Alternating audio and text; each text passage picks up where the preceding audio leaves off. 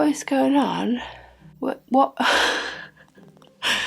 What is going on?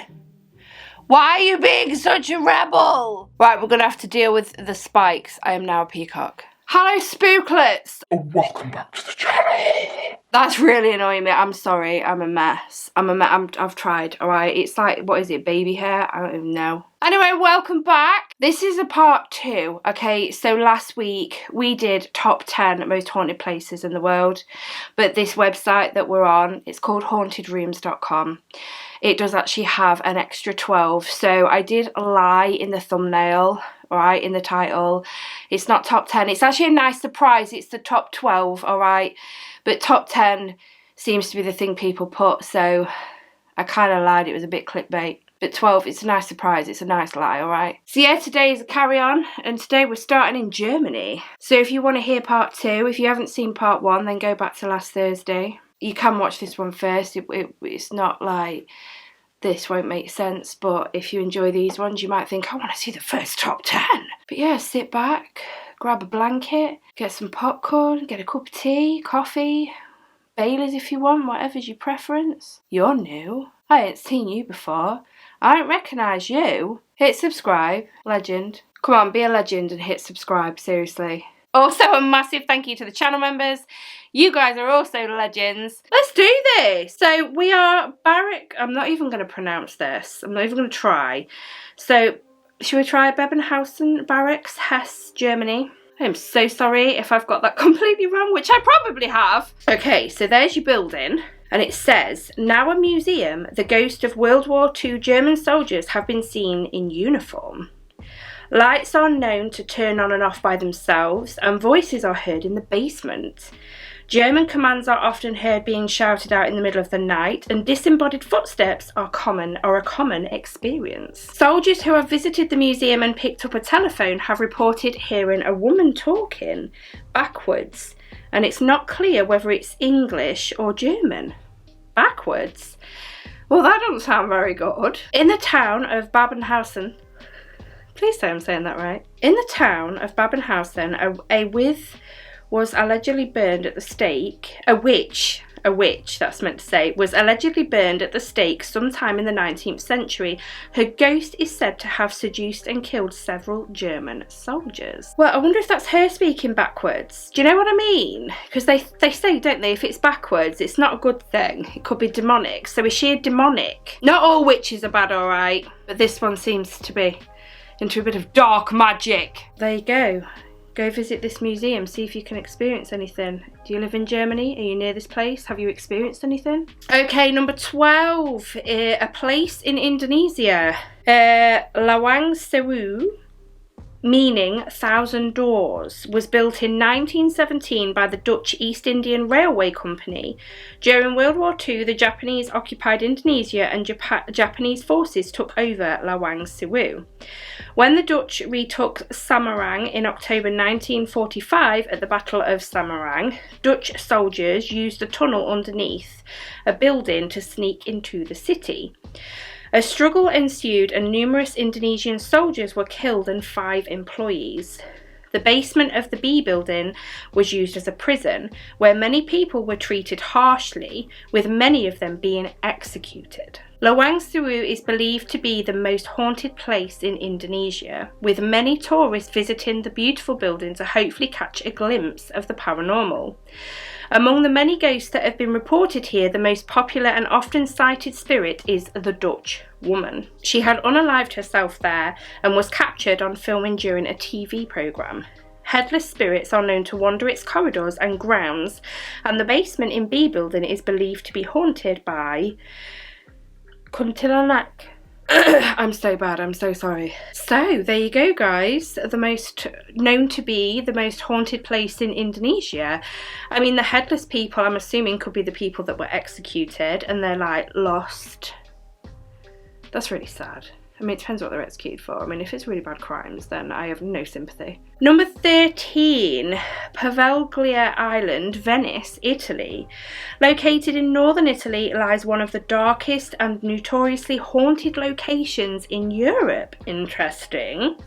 In the Venice lagoon between Venice and Lido sits the tiny island of Pavia, inhabited since 421, where mainlanders fled to seek refuge from the invaders. Pavia's population began to dwindle centuries later, and by the 14th century the island was abandoned entirely. As with many small islands in Europe, during the bubonic plague outbreak in the 14th century, the island became a quarantine colony. Many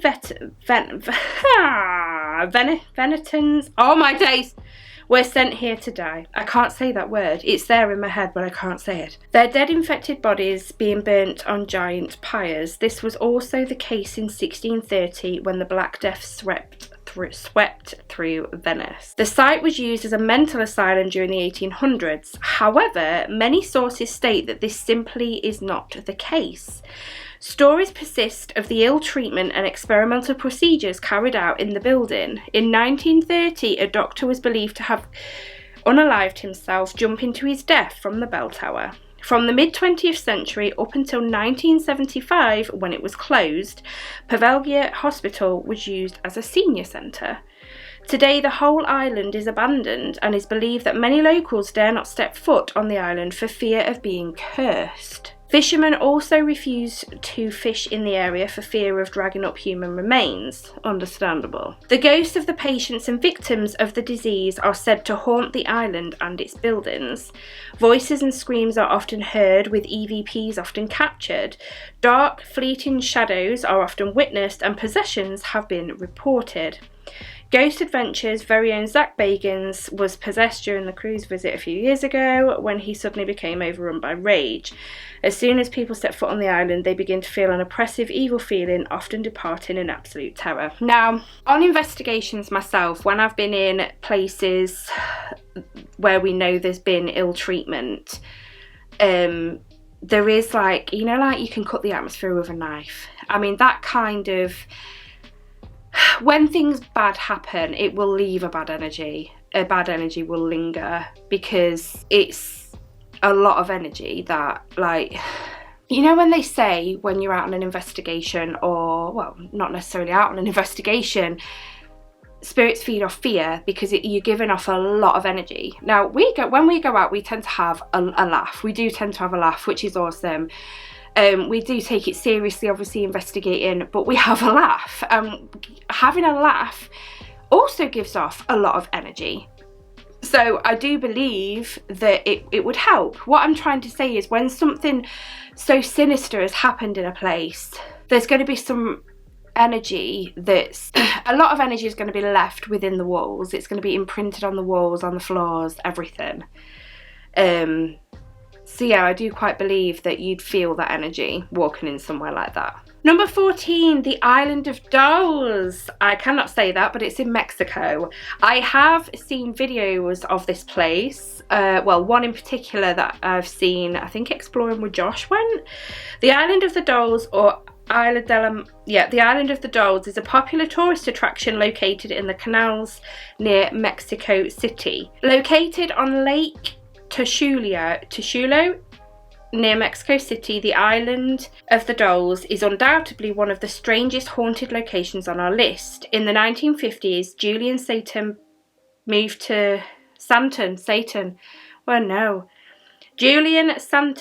Barrera moved to the island despite being married to a young family. Julian was unaware of the area's dark history when he moved there to become a hermit. Legend says 3 young girls were playing near the water in the 1920s when one of the girls fell in and drowned in the murky waters. Locals believe that the young girl's spirit had been unable to leave the island ever since her death. It soon grew quite a reputation as a haunted place, and locals wouldn't go near it at night for fear of what they may see. Julian claimed that a little girl began speaking to him as soon as he moved on the island. The girl told Julian how she had died and was trapped on the island. He began to get the dolls for this little girl, often selling off fruit and vegetables that he had grown on the island to buy old dolls for her to play with. Julian later told his nephew that it was becoming more difficult to appease the young girl's thirst for these dolls, with him seemingly worried that she wanted him to join her in her watery grave. The same day he had this discussion, his nephew returned to the island when he found his uncle face down in the canal. His body was in the same spot where the little girl had drowned 70 years before. Today, tourists to the island often speak of the doll's eyes following them. Others have also reported that the mutilated dolls whisper to them, especially at night. Julian's ghost is also said to remain on the island, as well as the young girl's. It's a really sad story. And with her being young when she died, she probably doesn't quite understand. Or, well, no, apparently she told him how she died. I mean, to die at a young age, you've got an unfinished business, right? Because you're young and you want to spend longer on the earth, right? I would say so. It's just really sad. I don't know, it's just really, really sad. And then Julian obviously died as well. Maybe the voices got in his head too much of her. Maybe he couldn't do it anymore.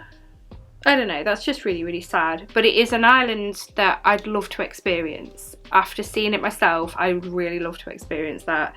Probably will never happen because I don't think I'll ever be able to get to Mexico, but maybe one day. Number 15, Edinburgh Castle in Scotland. The site on which Edinburgh Castle sits has a history dating back to the Iron Age.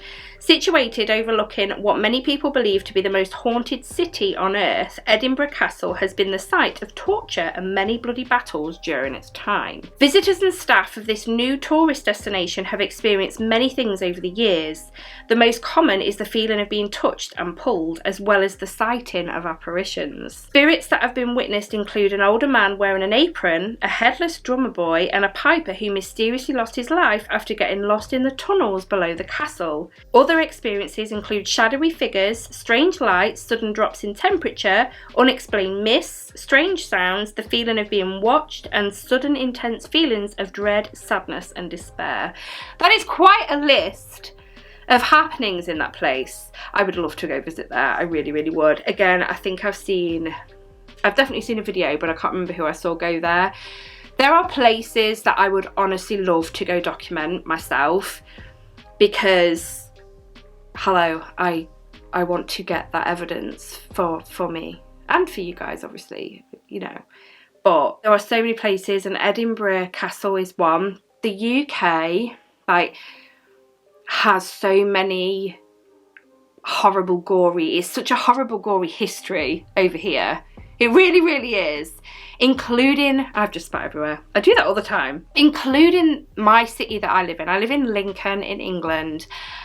And there are so many ghost stories. I've already done a video on Lincoln Castle. I'd love to go investigate there. But there are other places around Lincoln, and I am going to tell you about them all. From hotels being asylums, I've done an investigation there. There's so much. So keep your eyes peeled if you love, the history, a haunting history. There is so many bloody battles and everything. It's crazy. Okay, number 16, we are heading to Fortress Oslo, Norway. That is beautiful. It kind of looks a bit like, no, it doesn't look like Hogwarts, but you know what I mean. I think with the Black Lake, if you are a Harry Potter fan, you'll know what I'm talking about.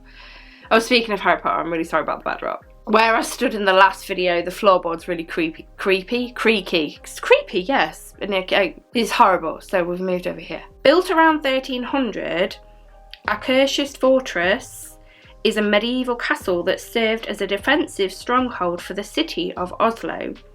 It has served as a prison during the late 18th, 19th centuries, with many prisoners dying during their imprisonment. Nazis also occupied the castle during World War II, carrying out many executions on the site. Akershus Castle is the most haunted place in Norway, with many ghosts to speak of.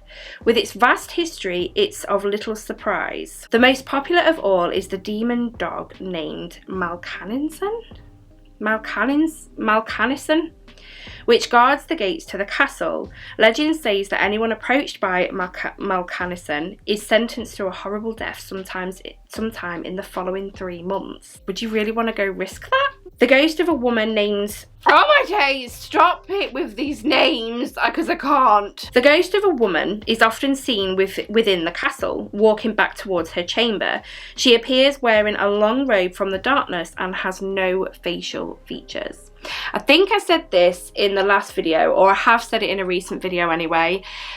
I would love to catch, I think it was in part 1, I would love to get, obviously, a full-blown apparition in front of my eyes, on camera, obviously, as well for you guys, because obviously I take you on every investigation that I do. But I never thought about a ghost that has, you know, either no facial features, so it's just a blank face, because that's creepy. You've seen these films, it's creepy. Or, they were, you know, with, like, just eye sockets and things like that. I never thought of that. So now I'm scared to see an apparition, but we do what we do to get the evidence, don't we, guys? The things I do for you people. One day I will get that level 35 apparition, and one day it will be amazing. One day. And I hope I have the best looking apparition form in front of me that gives me a nice smile and not scare me, because I probably would never investigate ever again. Well, I'd be done, completed it, I could delete YouTube. Number 17, Old Changi Hospital, Singapore.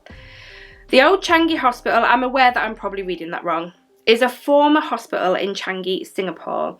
It was built in 1935 as part of the Old Changi military base. During the occupation of the Japanese, the compound was used by the notorious Kempatete, the Japanese secret police, as a prison and torture camp. After World War II, the building was again a hospital and remained so until 1997, when the Changi General Hospital replaced it. It has stood derelict and decaying ever since. The building is now haunted by its past, with Japanese soldiers, people that were executed, and the patients that died here. Apparitions of an older man have been seen walking down the corridors, and a woman has been seen walking through the rooms. The spirits of children are known to haunt the old children's ward, and the ghost of blooded Japanese soldiers have been seen. Loud bangs and unexplained screams are often common occurrences. Where's this again? Singapore? Again, probably never will happen, but I actually would like to go visit that place. As horrible as the past sounds in these places, it's where you could possibly get your evidence. For some reason, when bad things happen, there's more of a haunting. Do you know what I mean? You don't hear of, you do hear of it, you know, when someone's just passed away of old age or something. But these are the stories you mainly hear about. These are the people that seem to haunt more when terrible things have happened. Is it because they're lost, they don't realise what's happened to them? Is it because, I don't know, when you do investigations, I suppose when you approach, I try not to say spirits as such. We say people, is there any people here that want to talk to us? What if they don't know they're dead? We're always learning on these investigations, always learning, you're always learning in everything you do every day. There's always something, you learn something new every day. But yeah, I think old places, old places that have horrible history to them, they tend to have the most hauntings. Probably a lot of bad energy or residual energy is just left behind in these places. Number 18, St. Augustine Lighthouse, Florida, USA. Think I've heard of this place, might have seen a video on it, but can't remember the haunting. The picture is the spiral staircase inside the lighthouse. I'm sure I've seen a video on this place. St. Augustine Lighthouse, built in 1974, is an active lighthouse and museum in St. Augustine, Florida. The lighthouse and surrounding buildings are reportedly haunted. The apparitions of 2 girls have been reported on several occasions by both visitors and staff. The girls are believed to be the daughters of Hezekiah Pitti, who was in charge of the construction of the lighthouse in 1870s. His 2 daughters died during its construction in a tragic accident on the site. Both of them have been seen on the tower catwalk. The apparition of a woman has also been witnessed standing on the stairway of the lighthouse or walking on the grounds outside the buildings. Her voice has been heard on several occasions, often crying out for help. There have also been various reports of disembodied conversations, shadows, and the sound of footsteps coming up the lighthouse steps. Now, we saw them steps, they're like a metal, so you would really hear them echo if you heard footsteps on there. The ghost of a man has also been seen in the lighthouse basement, believed to be that of Civil War hero and former lighthouse keeper William A. Hahn. Due to the overwhelming number of reports coming from the location, the TAPS crew investigated and found several pieces of evidence, including a video that appears to be a woman looking over the railing on the lighthouse staircase. They also captured shadow figures and an EVP of a woman crying out for help. Due to their success in capturing paranormal evidence, TAPS coined it the Mona Lisa of paranormal sites. Number 19, the Queen Mary Hotel, Long Beach, California. I have seen a couple of videos of this place. It is such a stunning ship. It is, I love the Queen Mary. I'd love to go on there, just not even really to investigate, just to go on there. It's just amazing. The Queen Mary Hotel is a former ocean liner that sailed primarily in the North Atlantic during the 1930s to 1960s. Since the 70s, the liner has been run as a hotel in Long Beach, California. It's regarded as one of the most haunted hotels in America, and with the vast array of experiences that have been reported there, it's hard to argue. The ship has so many haunted areas that it's hard to know where to start when explaining them. The most popular reports seem to be from the first-class swimming pool. 2 women drowned here during the 1930s and 60s. Their ghosts have been seen on numerous occasions in this area. The figure of a woman in white has been seen in the Queen's Salon. There have been sightings of a gentleman in a formal 1930s suit in the first-class suites. The ghosts of 2 children have been seen and heard near the storage room, and the spirit of a young woman has been seen walking through the tourist class swimming pool. In cabin B340, did I say that right? There have also been a lot of paranormal reports. However, this isn't available for rent any longer. Whether this is to do with the experiences reported there or for very different reasons is unknown. I would love to visit the Queen Mary. Okay, this really looked like, so this is Edinburgh in Scotland, Mary King's Close. This looks like Steep Hill in Lincoln. Look up Steep Hill, Lincoln in England, and that looks like my Steep Hill, which is haunted. So I need to do so many investigations in my very own city. It's unbelievable. Mary King's Close is an underground warren of streets and dwellings. It was once a thriving trade area where Edinburgh's tradesmen lived and worked. However, in 1645, the close was believed to have been abandoned after an outbreak of the plague. Those that were infected stayed behind in isolation. The location is now a popular tourist destination, running daily tours to people interested in learning about the history and the legends associated with the close. Since the 17th century, there have been reports of paranormal goings-on in the close, and it's now regarded as one of the most haunted places in Scotland.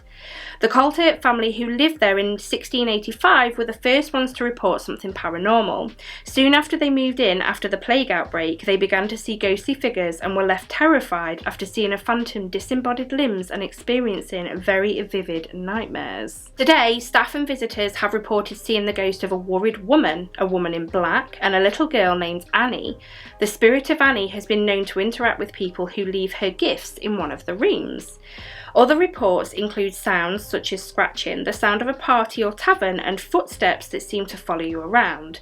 Stones have also been thrown, and intense EVPs are often captured throughout the area, particularly in Mr. Chesney's house. Now, when I hear that people have caught intense EVPs, as that was described, yes please, we're obsessed with EVPs because EVPs are something that you can't tamper with. Well, we don't tamper with. Can you tamper with EVPs?